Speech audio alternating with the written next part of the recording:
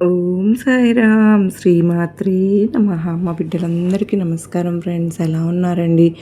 ఏం చేస్తున్నారు? అందరూ బాగున్నారు కదా? మన అమ్మ దయ వలన అందరూ బాగున్నారని, బాగుండాలని మనస్ఫూర్తిగా అమ్మవారిని కోరుకుంటూ అందరూ ఆనందంగా ఆరోగ్యంగా ఉండాలని, మీరు కోరిన కోరికలన్నింటినీ అమ్మవారు తీర్చేయాలని అమ్మవారి తరపున నేను కూడా మనస్ఫూర్తిగా కోరుకుంటూ ముందుగా అమ్మవారి పాదపద్మలకు ఒక్కసారి నమస్కరించుకొని వీడియోలోకి అయితే వెళ్ళిపోదాం. ఇక ఈరోజు అమ్మవారు అమ్మ సందేశంగా ఏం చెప్పబోతూ ఉన్నారు అంటే కనుక, బిడ్డ, బంగారం లాంటి అవకాశాన్ని జార విడుచుకున్నావు. కుబేర యోగం పట్టబోతుంటే, అదృష్టం పట్టబోతుంటే, ధనవర్షం కురవబోతుంటే, కాసుల వర్షం కురవబోతుంటే ఆ వచ్చిన అవకాశాన్ని కాలదన్నుకున్నావు. నీ చేజేతులారా నువ్వు పాడు చేసుకున్నావు. దానికి అంతటికి కారణం ఏంటో తెలుసా తల్లి? నీ ఇంట్లో నీకు తెలిసి తెలియక చిన్న చిన్న తప్పులు జరుగుతున్నాయి. నీ గుమ్మంలోకి డబ్బులు కట్టలతో వచ్చిన ఆ ధనలక్ష్మి ఏం వెనుదిరిగి వెళ్ళిపోయింది అంటే నీవు ఎంతో నష్టపోయావు. ఆ తప్పులు ఎందువల్ల జరిగాయి నువ్వు తెలుసుకోవాలమ్మా. తెలుసుకున్న రోజున నువ్వు మళ్ళీ ఆ డబ్బుల మూటలతో, సిరి సంపదలతో మళ్ళీ ఆ తల్లి నీ ఇంట్లోకి ధనలక్ష్మి అడుగు పెడుతుంది. నిజంగా నువ్వు ధనలక్ష్మిని ఆహ్వానిస్తావు అంటే, సిరి సంపదలతో నువ్వు ఇప్పుడున్న కష్టాలన్నీ నువ్వు కూడా పోగొట్టుకోవాలి అనుకుంటే కనుక, ఈ అప్పుల బాధలు, ఆర్థిక ఇబ్బందులు తరిమి కొట్టాలి అంటే కనుక నువ్వు ధనలక్ష్మిని ఇంట్లోకి ఆహ్వానించాలి. నీకు అదృష్టయోగం పట్టాలి. నువ్వు మహర్జాతకుడివి కావాలి. అప్పుడే నీకు ఇవన్నీ సాధ్యమవుతాయి. నీ జీవితంలో ఉన్న కన్నీళ్ళు, అప్పులు, ఆర్థిక సమస్యలు, అనారోగ్య సమస్యలు ప్రతి ఒక్కటి కూడా దూరం అవ్వాలి అంటే నీకు ధనలక్ష్మి నీ ఇంట్లో గజ్జెల శబ్దంతో ఇంట్లోకి అడుగు పెట్టాలి. గల్లు గల్లున గజ్జెల శబ్దంతో నీ ఇంట్లోకి నడుచుకుంటూ రావాలి, నవ్వుతూ రావాలి. నీ ఇంట్లో శాశ్వతంగా ఉండిపోవాలి. అలా ఉన్నప్పుడే నీ కష్టాలన్నీ దూరం అవుతాయి. అవన్నీ కష్టాలన్నీ దూరం అవ్వాలి అంటే నువ్వు ముందుగా చేయాల్సింది, నీ ఇంట్లో జరుగుతున్నటువంటి ఈ చిన్న చిన్న తప్పులను నువ్వు ఆపడం. వెంటనే వాటిని ఆపేసి వాటిని సరిదిద్దుకుని మళ్ళీ అవి చేయకుండా ఉన్న రోజున ఖచ్చితంగా ఆ ధనలక్ష్మీదేవిని నీ పట్ల ఆకర్షితురాలయ్యి నీ ఇంట్లోకి అడుగు పెడుతుంది. గల్లు గల్లున గజ్జల శబ్దంతో నీ ఇంట్లోకి వస్తుంది. నీ నట్లింట్లో తిష్ట వేసుకుని కూర్చుంటుంది. అలా ధనలక్ష్మి నీ ఇంట్లోకి అడుగు పెట్టాలి అంటే నువ్వేం చేయాలి? నువ్వు ఎలాంటి పనులు చేస్తున్నావు, ఎలాంటి పొరపాట్లు జరుగుతున్నాయి అని ఈరోజు నువ్వు తప్పకుండా తెలుసుకుని తీరాలి బిడ్డ. లేకపోతే జీవితంలో నష్టపోతావమ్మా. అదృష్టం అనేది ఒక్కసారి తలుపు తట్టుతుంది. ఆ తలుపు తట్టినప్పుడు లేచి తలుపు తీసినవాడే అదృష్టవంతుడు. దురదృష్టం అన్నది తలుపు తీసేదాకా తడుతూనే ఉంటుంది. జాగ్రత్త. ఒక్కసారి అదృష్టం తలుపు తట్టింది, ఇప్పుడు ఉపయోగించుకుంటే నీ తర్వాత నువ్వు ధన్యురాలు అయిపోతావు. ఇంకొకరు ఉండరు నీకంటే అదృష్టవంతురాలు అంటూ దుర్గమ్మ తల్లి అయితే ఈరోజు ఒక హెచ్చరికతో కూడుకున్నటువంటి సందేశంతో వచ్చారు కదా ఫ్రెండ్స్. అసలు ఈ సందేశం వెనుకున్న మర్మం ఏంటి, ఆంతర్యం ఏంటి తప్పకుండా తెలుసుకుని తీరాలి. ఎందుకంటే అమ్మవారు ఎలాంటి సూచనలు అందించినా సరే, సందేశాన్ని పంపించినా కూడా అది మన భవిష్యత్తుకు మేలు చేసేదే అయి ఉంటుంది కదండి. మనం కనుక అలాంటి సమయంలో అమ్మవారి సందేశాలను, సూచనలు అందుకుని అమ్మవారి అడుగుజాడుగుల్లోకి వెళ్ళి అలా నడుచుకుంటూ అమ్మవారి గొడుగు నీడకు చేరుకున్నాము అంటే ఇంకా కష్టాలు, కన్నీళ్ళు అన్నీ అంతటితో ఆ రోజు అంతమైపోతాయి. ఎందుకంటే అమ్మవారి రక్షణ వలయంలో మనల్ని కాపాడుతున్నారు కనుకనే అమ్మవారు తన బిడ్డలకు ఏమైతే ఇవ్వాలనుకుంటున్నారో అమ్మవారి కోసం ఒక చిన్న లైక్ అయితే ఇవ్వండి. అలాగే వీడియోకి ఎక్కడ స్కిప్ చేయకుండా మీకు నచ్చినట్లయితే మీ ఫ్రెండ్స్ అందరికీ కూడా, మీ అమ్మ బిడ్డలందరికీ కూడా షేర్ చేయండి. మన ఛానల్ని ఎవరైతే ఫస్ట్ టైం చూస్తున్నారో ఛానల్ సబ్స్క్రైబ్ చేసుకొని మీ సపోర్ట్ అందించండి. ఇక అందరూ చాలామంది అంటూ ఉన్నారండి, నిజంగా అక్క మా ప్రాబ్లమ్ సాల్వ్ అవ్వడం లేదు, డబ్బుకు ఎంతో ఖర్చు అయిపోతూ ఉంది, మాకు ఎట్లా మార్గాలు రావడం లేదన్న అయోమయ దిక్కు తోచని స్థితిలో ఉన్న సమయంలో మాకు ఈ సందేశాలు కనెక్ట్ అయ్యాక మా కష్టాలు తీరలేదని, నిజంగా ఎవరైతే ఎలాంటి పరిస్థితుల్లో ఉన్నా కూడా మా కష్టాలను తీరిస్తే బాగుండనేది మేము ఎదురు చూస్తున్న సమయంలో బెస్ట్ ఆప్షన్ అనే చెప్పుకోవాలి అక్క. ఎందుకంటే అమ్మవారి సందేశాలు 100% తిరుగుతున్నాయి. కాదు లేదు అనేది ఉండట్లేదు. ఎటువంటి మొండి సమస్యలైనా పరిష్కరించడంలో అమ్మవారు 100% మాకు న్యాయం చేస్తున్నారు. నిజంగా అంటే నిజంగా అక్క మాకు ఎంతో సంతోషంగా ఉంది. మాకు ఎటువంటి సమస్యలు ఉన్నా కూడా కేవలం మేము ఉన్న చోటనే మేము పరిష్కరించుకోగలుగుతాం. మాకు ఎటువంటి పర్సనల్ సమస్యలైనా సరే, ఎవరికైనా సరే మా ఇంట్లో బయటకు వెళ్ళడానికైతే ఎవ్వరు ఒప్పుకోరు అక్క, పూజలు అలాంటివంటే. కానీ మూడవ కంటికి తెలియకుండా మా సమస్యల్ని మేము మా ఇంట్లో ఉండి మేము పరిష్కరించుకోగలుగుతున్నామంటే ఖచ్చితంగా మీ నోట అమ్మవారు ఇచ్చే సందేశాలే మమ్మల్ని ఇంతలాగా సంతోషంగా ఉంచేలాగా చేస్తున్నాయి అని. నిజంగా అండి, మంచి మంచి సందేశాల ద్వారా అమ్మవారు మనకు ఎంతో సహాయం చేస్తూ ఉన్నారు. నిజంగా అటువంటి మన సమస్యలు పరిష్కారం చూపిస్తున్నప్పుడు మనందరికీ అమ్మవారికి చిన్న లైక్ ఇవ్వడం మాత్రం మర్చిపోతున్నారు ఫ్రెండ్స్. మీరే చెప్తున్నారు మాకు ఎంతో మంచి జరుగుతుందని. అయితే అమ్మవారి కోసం మీరు చిన్న లైక్ ఇవ్వడం వలన అది ఎంతోమందికి రీచ్ అవుతుందండి. దాని ద్వారా నాకు ఎంతగానో సహాయ సహకారాలను అందించిన వాళ్ళు అవుతారు. మీ హ్యాపీనెస్ నాతో షేర్ చేసుకుంటారు. ఇక అమ్మవారి సందేశం విషయానికి వస్తేనండి, బిడ్డ, నీ ఇంట్లో జరుగుతున్న తప్పులు పొరపాట్లు నువ్వు సరిదిద్దుకోవాల్సిన సమయం వచ్చేసిందమ్మా. మరి నీ తల్లి దుర్గమ్మ మాట వింటావా? నీ తప్పులను సరిదిద్దుకుంటావా? నీ పొరపాట్లను ధనలక్ష్మిని నీ ఇంట్లోకి ఆహ్వానిస్తావా? అమ్మ ఒక్కసారి అడుగు పెట్టింది అంటే నీ జీవితం ధనధాన్యాలతో సమృద్ధితో తులతూగుతుంది. నీ ఇంట్లో దేనికి కూడా లోటు ఉండదు. కనుక జాగ్రత్తగా అమ్మను వదులుకోకు బిడ్డ, దూరం చేసుకోకు.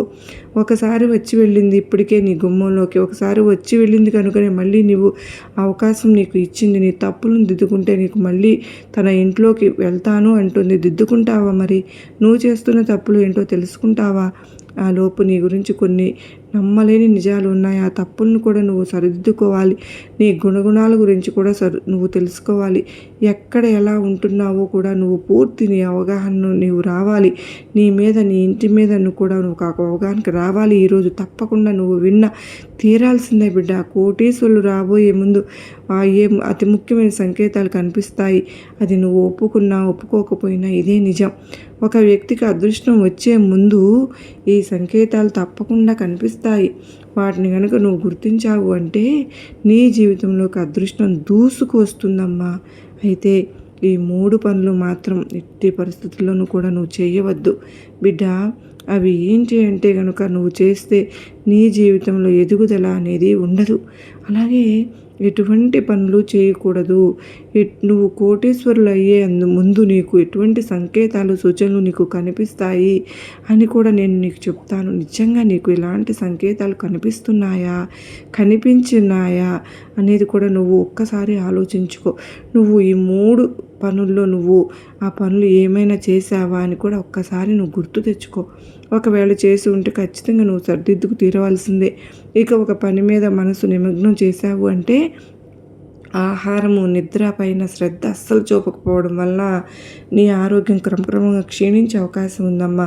నీ మీద ఎంత శ్రద్ధ ఉన్నప్పటికీ నీ ఆహారం, నిద్ర మీద కూడా శ్రద్ధ తీసుకుంటేనే కదా నువ్వు ఏ పైన చేయగలుగుతావు. కానీ ఎవరు ఎన్ని మాటలు మాట్లాడినా ఇతరుల మాటలను అసలు లక్ష్య పెట్టవు. వయసులో నువ్వు శ్రమ పడని కారణంగా కష్టించి పనిచేయడానికి చాలా ఇబ్బందులు ఎదుర్కొంటూ ఉన్నావు. అందరి మాటలు శ్రద్ధగా వింటావు, కానీ నువ్వు అనుకున్న పనిని నువ్వు చేస్తావు. స్నేహితులు నిన్ను అదుపులో ఉంచాలని అనుకుంటారు, కానీ అదుపులో నువ్వు ఉండవు. నీ కూతురు విషయంలో తాత ముత్తాతలు ప్రతిష్ట కలవారిగా ఉంటావు. ప్రతిష్టను కాపాడడానికి ఎప్పుడు కూడా ముందడుగులోనే ఉంటావు. ఇక ఒక నడి వయసు వచ్చిన తర్వాత నీ జీవితం ఎంతో అద్భుతంగా నువ్వు అనుకుంటున్నటువంటి జీవితాన్ని నువ్వు చూస్తావు. అత్యున్నతమైన స్థాయికి నువ్వు చేరిపోతావు. మంచి పదవులు పొందే అవకాశం నీకు ఉంది. మంచి డబ్బును కూడా సంపాదించి స్వగృహం నిర్మించుకోవడం కూడా జరుగుతుంది. అయితే ఏ విషయంలోనైనా సరే చాలా ఖచ్చితంగా వ్యవహరిస్తూ ఉంటావు. ఇక నీకు వ్యాపారం అంటే బంధువుల నుంచి జీవిత భాగస్వామి నుంచి చాలా నీకు మద్దతు అన్నది లభిస్తూ ఉంది కదూ. ఇక అయితే ఏది చేసినా దృఢ సంకల్పంతో కార్యదీక్ష కూడా కలిగి ఉంటావు. ఏదైతే అనుకుంటావో ఆ విషయంలో ముందుంటావు. అనుకున్నది సాధించేక దాకా నిద్రపోని మనస్తత్వం కలిగి ఉంటావు. ఇది ఒక్కటి మెచ్చుకోదగ్గ విషయం. ఇప్పుడు ఈ పట్టుదల ఉంటే ఆ మనిషి ఎదుగుతారు. పెద్దల ఆస్తులు సంక్రమించడం వల్ల ఆర్థికంగా దృఢంగానే ఉంటావు. అయితే నీ చేతిలో డబ్బు మాత్రం అస్సలు నిలబడటం లేదు. ఆస్తిపాస్తులు ఉన్నాయన్న మాటే కానీ డబ్బు మాత్రం నిలవడం లేదు. డబ్బు నీళ్ళలాగా వెనక ఉండి ఖర్చు పెట్టేస్తూ ఉంటావు. అదొక్కటి నీ దగ్గర చెడు గుణం బిడ్డ, దుర్గుణం. ఆ డబ్బును మంచినీళ్ళలాగా నువ్వు ఖర్చు పెట్టేస్తే సాక్షాత్తు లక్ష్మీదేవి కూడా, మహాలక్ష్మి, ధనలక్ష్మిని అవమానించవద్దమ్మా. అమ్మని దగ్గరకు వెతుక్కుంటూ వచ్చినప్పుడు నీకు ఎంత కావాలో, ఎంతవరకు ఖర్చు పెట్టాలన్నది నీకు తెలిసి ఉండాలి కదా. ఆ రకంగా నువ్వు నడుచుకోవాలి కదా. అంతేగాని డబ్బు ఉంది కదా, నాకు లక్ష్మి ఇచ్చింది కదా అని విచ్చలవిడిగా ఖర్చు చేసేస్తే అమ్మ ఆగ్రహానికి గురి కావాల్సి ఉంటుంది. అయితే తల్లిదండ్రులను అత్యంత గౌరవ మర్యాదలు చూసుకుంటూ ఉంటావు. ఉన్నతమైన ప్రేమలను మీద చూపిస్తూ ఉంటావు. నా తల్లిదండ్రులే నాకు దైవం అని నువ్వు భావిస్తూ ఉంటావు. ఇక సంతానంతో సుఖ సంతోషాలతో ఉంటావు. సంతానం పట్ల చాలా అంటే చాలా సంతోషంగా ఉంటావు. కుటుంబం ఉన్నతి కోసం అహర్నిశలు కూడా పాటుపడుతూనే ఉన్నావు. ఇక సొంత నిర్ణయాలు తీసుకోలేకపోయే విధానివిగా కూడా ఉంటున్నావు. ఒక్కొక్కసారి అత్యంత బద్ధకస్తులుగా, ఎవరింటికి లొంగని వారుగాను, ఇతరులపై ఎప్పుడైనా సరే కోపం ప్రదర్శించడానికి వెనుకాడని దానివిగాను ఉంటున్నావు. ప్రతి ఒక్కరూ తమ జీవితంలో మంచి జరగాలని, శ్రీ మహాలక్ష్మి ఆశస్సులు తమపై ఉండాలని, సిరి సంపదలు కలగాలని, లక్ష్మీదేవి ఇంట్లో స్థిర నివాసంగా ఉండాలని కోరుకుంటారు కదా. అలాంటి నిత్యము నువ్వు శ్రమిస్తున్నావు, చేస్తూనే ఉన్నావు. నిత్యంగా ఉన్న సమస్యల నుంచి, ఆర్థిక కష్టాల నుంచి బయటపడిన ఉన్నత స్థానాలకు చేరుకోవాలని నిత్యం దేవుని ఆరాధిస్తూనే ఉంటావు. లక్ష్మీ కటాక్షం ఉంటే డబ్బుకు ఆ ఇంట్లో లోటు ఉండదు కదా, ఐశ్వర్యం వెంటే ఉంటుంది కదా. అయితే లక్ష్మీ కటాక్షం లభించే ముందు కొన్ని సంకేతాలు అయితే నీకు కనిపిస్తాయి బిడ్డ. వాటిని గమనించుకోవాలి. లక్ష్మీ కటాక్షం పొందాలి అంటే కొన్ని తప్పులు, పొరపాట్లను కూడా చేయకూడదు. వాటిని చేస్తే అమ్మవారు ఆగ్రహించి అదృష్టానికి దూరం అవ్వాల్సి ఉంటుంది.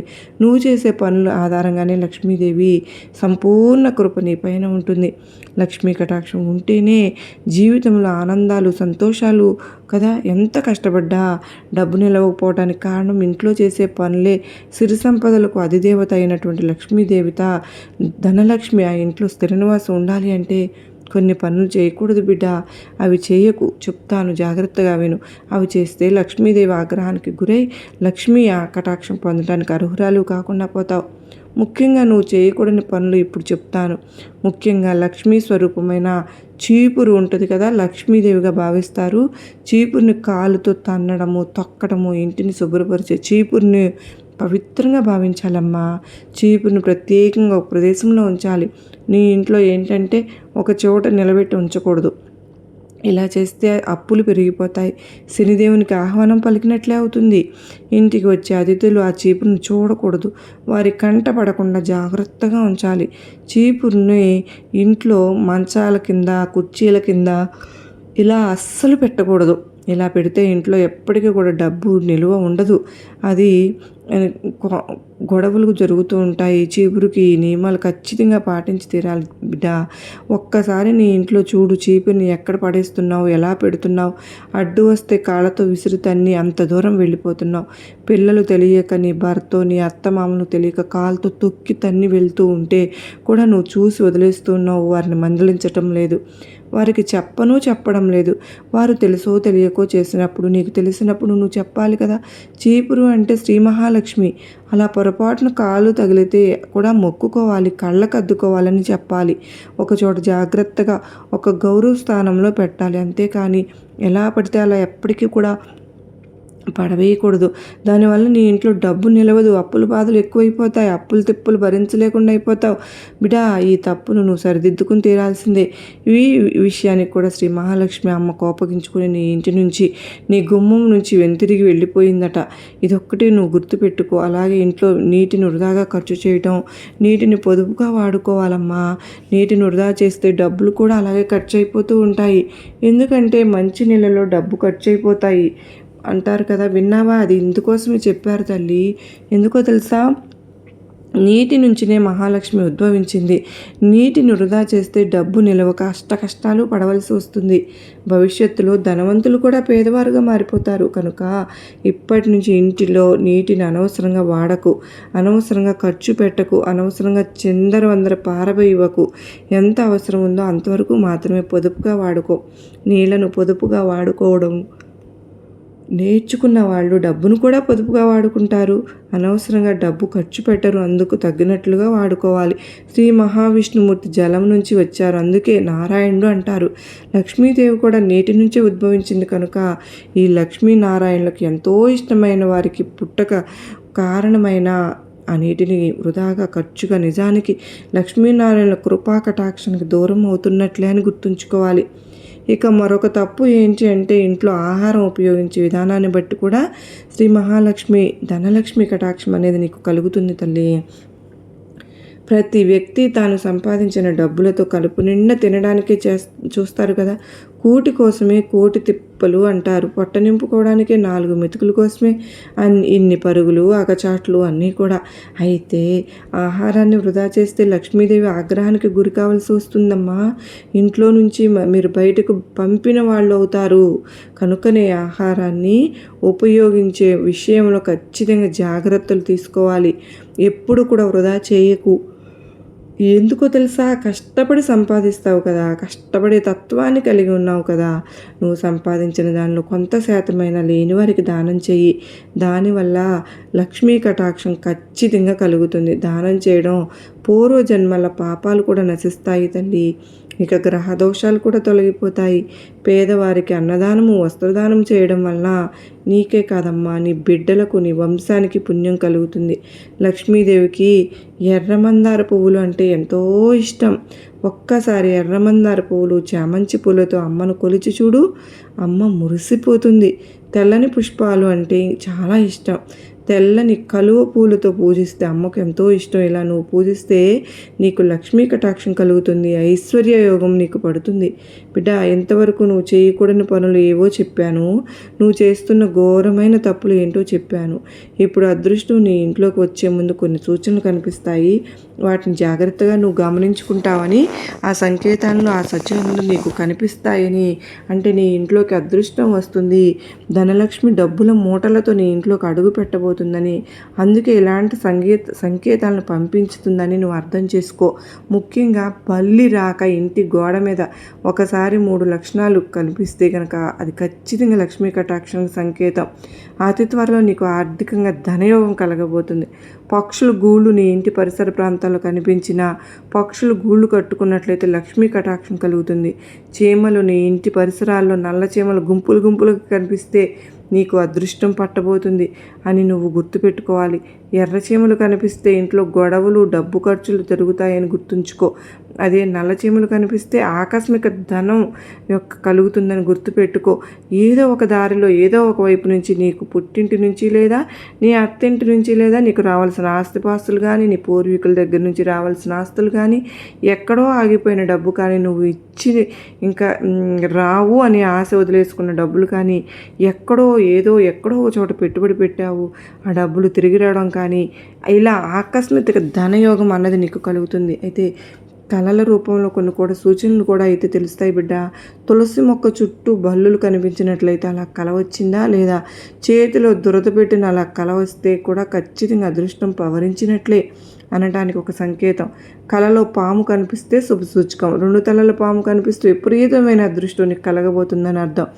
కలలో గుడ్లగూబ, పాము, బల్లి, గులాబీ పువ్వులు, ఏనుగు, చీపురు, శంఖం లాంటివి కనిపించినా ఐశ్వర్యం కలుగుతుందని, కొన్ని శబ్దాలు కూడా అదృష్టాన్ని తీసుకొస్తాయని సంకేతం.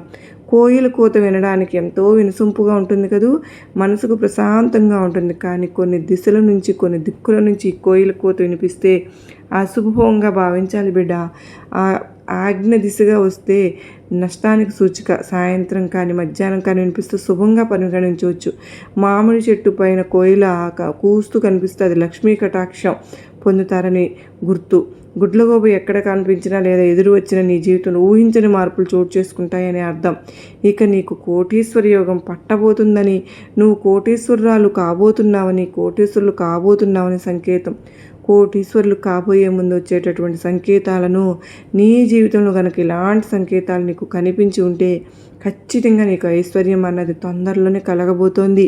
ఇక అదేవిధంగా కనుక నీ ఇంట్లో ఈ 3 తప్పులు కూడా అస్సలు చేయకు. ఇలా చేస్తే నువ్వు దురదృష్టానికి దగ్గరవుతున్నట్లు అర్థం.